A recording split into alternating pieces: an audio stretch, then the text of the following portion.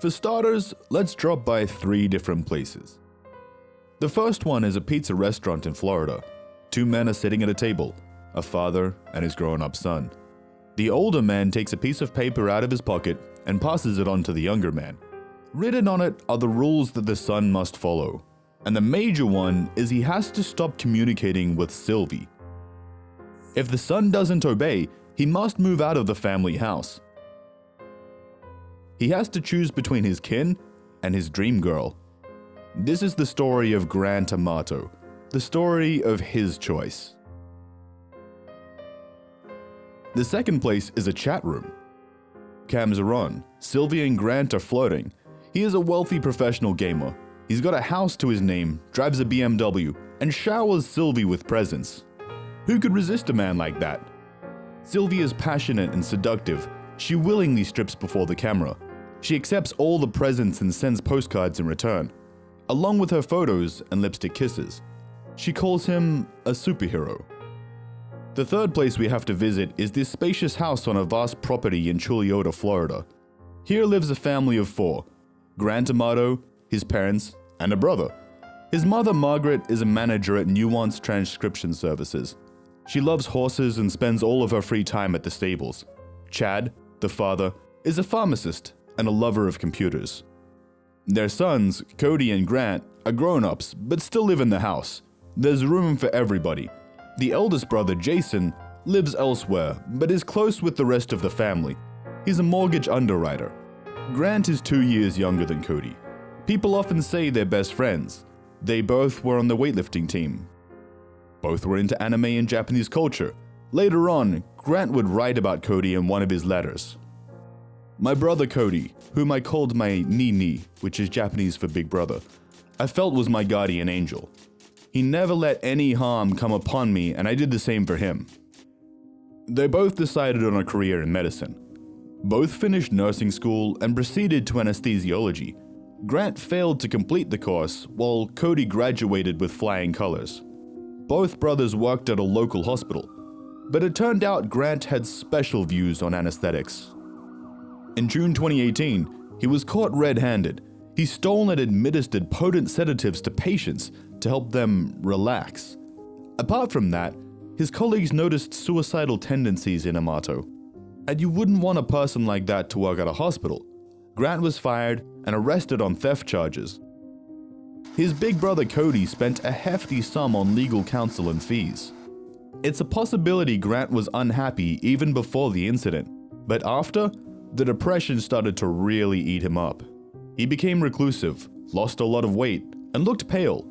Grant spent most of his time behind closed doors. Gradually, he changed his habits altogether, sleeping by day, sitting in front of his computer at night. It was then that Chad, the father, noticed suspicious activity on his bank account. Someone took out a line of credit, and it sure wasn't Chad. Meanwhile, the grand theft charges against Grant were dropped. Thanks to the support of his tight-knit family, he could get a job again and travel. Cody and Grant dreamt of visiting Japan for ages. Now it was time to make this dream come true. In December, the brothers went on a trip financed solely by Cody. The family hoped Grant would cheer up a bit and start coming out of his shell. But things don't always work out as planned. The boys got back to the US. Chad was getting impatient. He expected that, after the trip, Grant would come to his senses and get his social life back on track. But his son was in no hurry. Chad was telling him over and over again to get it together and find a job. Finally, the insistence resulted in a fight, and Grant went to live with his aunt Donna. Once in her house in Apopka, about 42 miles west of Chulliota, he fell into his old habit of sleeping during the day and spending nights in front of the computer screen. In time, Auntie Donna checked her bank account and found out she was paying for access to a camgirl's website. Clearly not happy about this turn of events, Donna called Chad, and Chad broke down crying. He asked her not to press charges against Grant, while Cody promised to pay all the stolen money back. But where was all the money going? What made Grant stick to his screen and his nocturnal habits? Online, he communicates with Sylvie, a seductive woman from Bulgaria. Just 2 lovers talking. Or so it may seem. For as soon as the cameras turn off, the two get back to their drastically different realities. Sylvie poses before her camera for another client, then counts the money she has earned. She's a webcam model. Being caring, attentive, and seductive, that's all part of the job. And this rich gamer is her regular client. But in reality, Grant is not rich at all. He's got no income. He's almost 30 and lives with his parents. There's no house or BMW to his name. The money he pays for the website access is earned by his family members. The only thing that Grant has is her, Sylvie. Gradually, she overshadows the rest of the world for Grant. He truly believes this woman is the only thing that matters in his life, and all the people standing in his way are villains and abusers. He would do anything for Sylvie, even if it goes beyond common sense. Talking to Sylvie is expensive, $10 per minute, and to be able to pay, Grant took a loan from his father and brother, $200,000. It seems the man genuinely thought this was a proper romantic relationship. He continued paying Sylvie and fantasizing about their true love.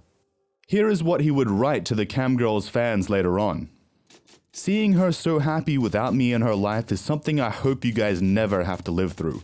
It is a feeling that rips your heart out and makes me realize how pointless everything is without her. Grant's family arranged something of a rescue operation. The parents and two brothers drove to Aunt Donna's house, where Grant lived at the time. He was sent to a rehabilitation center to fix his pornography addiction. He enrolled of his own free will. It was a 60-day program, but Grant decided he'd had enough in just 2 weeks. Cody had already paid for the whole course, a whacking $15,000. The Amatos didn't even try taking Grant back to the clinic. The rehab was voluntary, after all. Instead, Chad met up with his son at a pizzeria and gave him the sheet of paper with the ultimatum. Grant had to go into therapy and pay back the money he owed to his family, and, sure enough, stop communicating with Sylvie. If Grant doesn't follow the rules, he's got two options: join the army or move out. And forget about any financial help from the relatives. This is a promise. You better heed the warning. It's real. Chad had been busy during the 2 weeks of Grant's rehabilitation program. He logged into his son's computer, found Sylvie, and had a chat with her.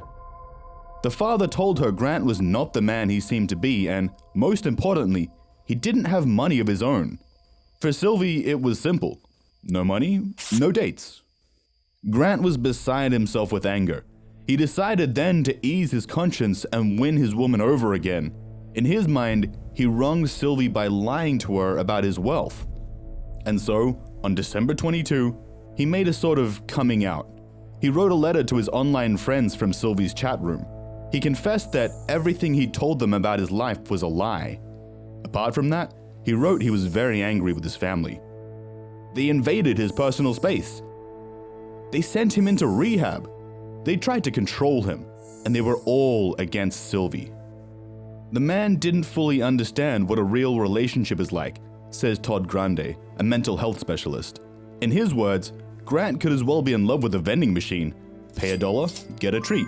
And Grant developed a disastrous addiction to those treats. He lost track of reality. He had it in his mind that he really couldn't live without her, like his very existence was threatened. Without her, he would be nothing. January 25, 9:17 a.m. Police officers come up to the Amatos' house. They were looking for Cody, who hadn't shown up at work. No one answered the door, so the cops pried it open with a knife. Cody was inside, dead. And his parents too. Cody Amato was in his nursing scrubs. He was shot in the face. A gun lay nearby. His father's body was in the kitchen. Chad was laying face up, though he'd been shot in the back of the head. Margaret died in her office, in front of her computer. A robbery? No valuables were missing. No signs of an intruder. However, a so-called digital footprint would tell a great deal. A lot was going on with the gadgets in the house that evening. Forensic specialists carefully analyzed the data. The evidence helped them get a complete, horrendous picture of the crime. On January 24, Margaret was working on a computer till 4:40 p.m. sharp. After that, all the activity on the computer ceased. In 40 minutes, Chad made 67 steps from his car to the house. That's what a health app on his iPhone recorded. For about half an hour, there was no activity on the phone. Then someone unlocked it and changed the settings so the phone would stay unlocked. Cody left work at about 9 p.m. Soon after, the Amatos' neighbor heard gunshots. At about 11:32 p.m., a flash drive full of Sylvie's photos and videos was inserted into Grant's computer. Next came Cody's phone. At 11:39 p.m., somebody connected it to Grant's computer and tried to wipe the data, but to no avail. The perpetrator didn't know the password. This is what the search history on Grant's computer shows. Around midnight, Chad's phone was used again. This time, the USAA banking application was accessed with Chad's fingerprint. Then, a transaction occurred. $600 to open Grant's Camgirl website account. The specialists say that one could absolutely use a deceased person's finger to unlock an iPhone. At first glance, it looked like Chad and Cody shot each other during a fight, but the evidence found at the crime scene proved otherwise. Chad was wearing his holster on the right hip. It was a cross-drawer one, so only a left-handed person would have it on the right side. Chad was right-handed. Besides, Chad and Cody's bodies were moved, and the pools of blood didn't correspond to the wounds. Bullets were found near the bodies, but they were not from the gun that killed them. It looked like the crime scene was staged to mislead the investigators. The next day, Grant Amato was found at a hotel in the neighboring Orange County. During the interview, he complained his parents had asked him to move out. Grant was still very angry with his father. With him, it was every single day. He'd come home from work and then he would just talk to me about the same exact thing over and over again. The interview lasted 3 hours, but Grant never even asked what happened to his family. Then, Jason, now Grant's only brother, came into the interrogation room. The man seemed sure it was Grant who committed the crime, but he hugged his brother anyway, the image that was spread across the internet. I will pray for you, brother, because I can't pray for mom, dad, and Cody anymore. Hundreds of people gathered at the funeral to pay their respects to Cody, Chad, and Margaret. Lots of kind words were said at the service. When the police found Grant, he had a passport on him. He probably planned to flee to Bulgaria, the country where the dream girl would be waiting for him. Instead, Grant Amato was sentenced to life behind bars, without Sylvie. He thought he had nothing except for her, but in reality, he used to have a family.